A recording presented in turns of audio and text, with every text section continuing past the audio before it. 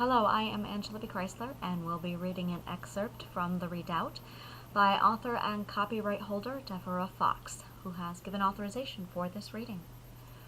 Well, that was a close call, Sir Alan said, firelight making his piercing gaze all the more fierce.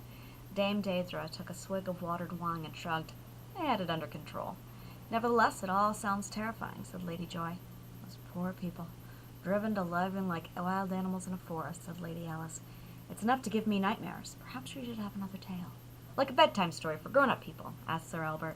Lady Alice laughed. Well, it does work for children. I wouldn't hold out much hope for a restful night with visions of Dame Dedra's old deal still on my mind. I would rather try to retire with thoughts of someone living happily ever after, wouldn't you? She looked at the people clustered around the fire. Who has a story ready to tell? I do. All right, let us hear it then, Sir Maxwell.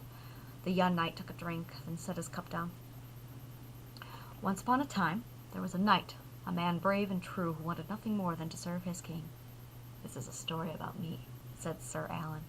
No, you lout, this is a story about me, said Sir Howell. This knight, he was handsome too, wasn't he? Asked Lady Joy. All knights are handsome. She looked at Dame Dedrah. Well, except for those who are beautiful, of course. Dame Dedrah acknowledged the compliment with a nod. Yes, he was handsome, not big and robust. To be frank, he was somewhat on the skinny side, which was of some concern to him because he wanted to be the best knight in his king's army. What he lacked for in bulk, he tried to make up for in nerve and intelligence. Now, this knight was riding through the woods one winter day with his king. The king was surveying his lands, and the knight... Does this knight have a name? Asked Lady Joy. Name? Yeah, of course he has a name. It's Ardent.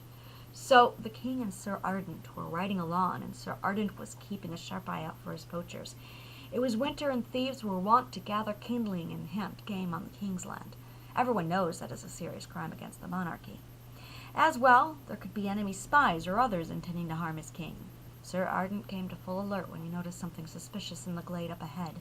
He straightened his eyes, trying to bring the vision into focus. Light filtered down through the canopy of trees and played on the shadows at their base. The shapes of dark and light changed as the wind moved the tree limbs, and he could not quite make out what he saw. Was there indeed someone there, or was it just a trick of the light? But then he got a good glimpse that he was surely fairly sure of what he saw. Stop, he said to the king. That is, please stop, sire, Sir Maxwell added. Sir Ardent was very polite and respectful. Do you see someone? The king asked. All we can see are leafless trees and fields frosted with snow. Indeed, it was hard to make out anything from the snow on the ground.